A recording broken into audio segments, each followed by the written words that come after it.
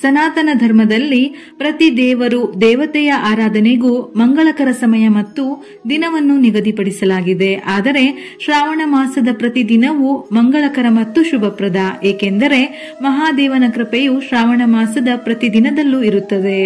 ಶ್ರಾವಣ ಮಾಸದ ಪ್ರತಿ ದಿನಕ್ಕೂ ವಿಶೇಷ ಮಹತ್ವ ಇರುವಂತೆ ಶ್ರಾವಣ ಶುಕ್ರವಾರಕ್ಕೂ ಇದೆ.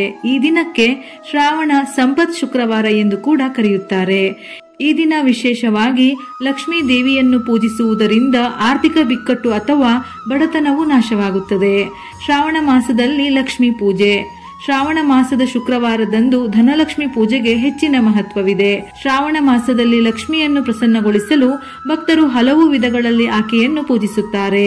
ಲಕ್ಷ್ಮೀ ದೇವಿಯು ವಿಧಿವತ್ತಾದ ಪೂಜೆಯಿಂದ ಸಂತುಷ್ಟಳಾಗುತ್ತಾಳೆ. ಪ್ರಸನ್ನಳಾಗಿ ಭಕ್ತರ ಇಷ್ಟಾರ್ಥಗಳನ್ನು ಪೂರೈಸುತ್ತಾಳೆ.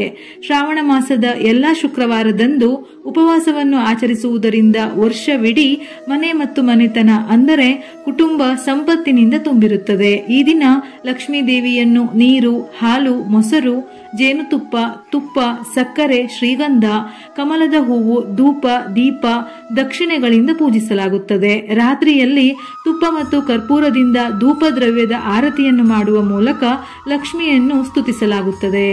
ಶ್ರಾವಣ ಸಂಪತ್ ಶುಕ್ರವಾರದಂದು ಕೆಲವು ಪರಿಹಾರ ಮಾಡುವುದರಿಂದ ಸಂಪತ್ತಿನ ಅಧಿದೇವತೆಯಾದ ಲಕ್ಷ್ಮೀ ದೇವಿಯ ಆಶೀರ್ವಾದದಿಂದ ಇಷ್ಟಾರ್ಥ ಸಿದ್ಧಿಯಾಗುತ್ತದೆ.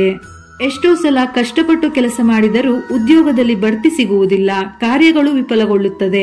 ಅಂತಹ ಪರಿಸ್ಥಿತಿಯಲ್ಲಿ ಶ್ರಾವಣ ಶುಕ್ರವಾರದಂದು ಹಸಿರು ಬಟ್ಟೆಯಲ್ಲಿ 4 ಏಲಕ್ಕಿಗಳನ್ನು ಕಟ್ಟಿ ನಿಮ್ಮ ದಿಂಬಿನ ಕೆಳಗೆ ಇಟ್ಟು ಮಲಗಿ, ನಂತರ ಮರುದಿನ ಬೆಳಿಗ್ಗೆ ಯಾರಿಗಾದರೂ ದಾನ ಮಾಡಿ.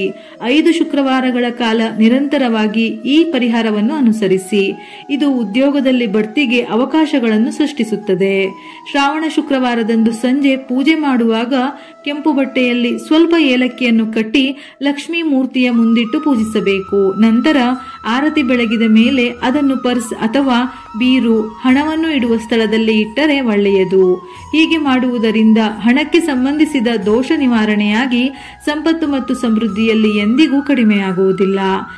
ಗಂಡು ಮಕ್ಕಳು ಅಥವಾ ಹೆಣ್ಣು ಮಕ್ಕಳ ವಿವಾಹದಲ್ಲಿ ಅಡೆತಡೆಗಳು ಇದ್ದಲ್ಲಿ ಅಥವಾ ಸಂಬಂಧವು ಮುರಿದು ಹೋದರೆ ಶ್ರಾವಣ ಶುಕ್ರವಾರದಂದು ಮಹಾದೇವನ ದೇವಾಲಯದಲ್ಲಿರುವ ಶಿವಲಿಂಗಕ್ಕೆ ನೀರನ್ನು ಅರ್ಪಿಸಿ.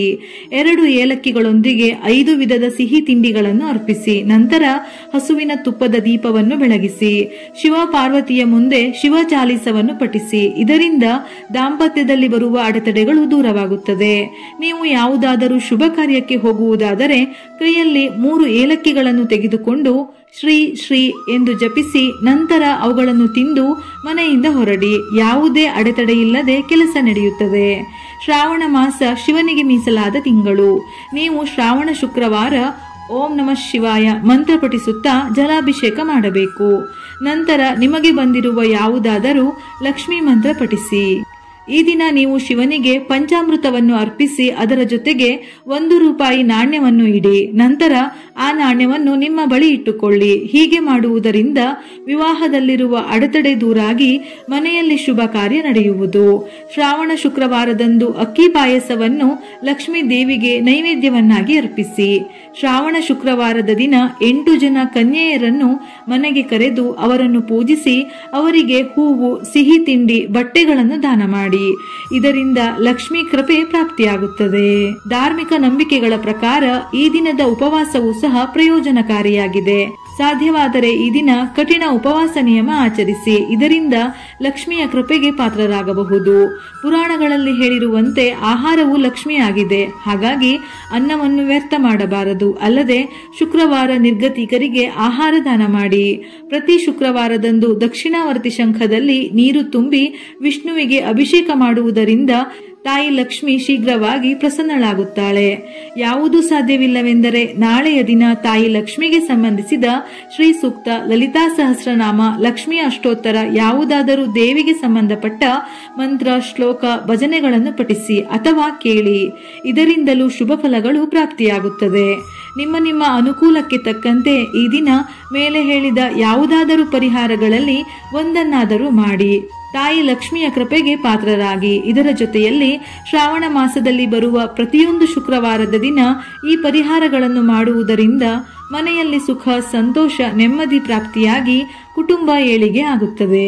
ವಿಡಿಯೋ ಇಷ್ಟ ಆಗಿದ್ದಲ್ಲಿ ಮರೆಯದೆ ಲೈಕ್ ಮಾಡಿ. ಹೆಚ್ಚಿನ ಮಾಹಿತಿಗಳಿಗಾಗಿ ನಮ್ಮ ಫೇಸ್ಬುಕ್ ಪೇಜ್ ಅನ್ನು ಫಾಲೋ ಮಾಡಿ. ಇದೇ ರೀತಿಯ ಮನಮುಟ್ಟುವ ಉಪಯುಕ್ತ ಮಾಹಿತಿಗಳಿಗಾಗಿ ಮತ್ತೆ ಭೇಟಿಯಾಗೋಣ.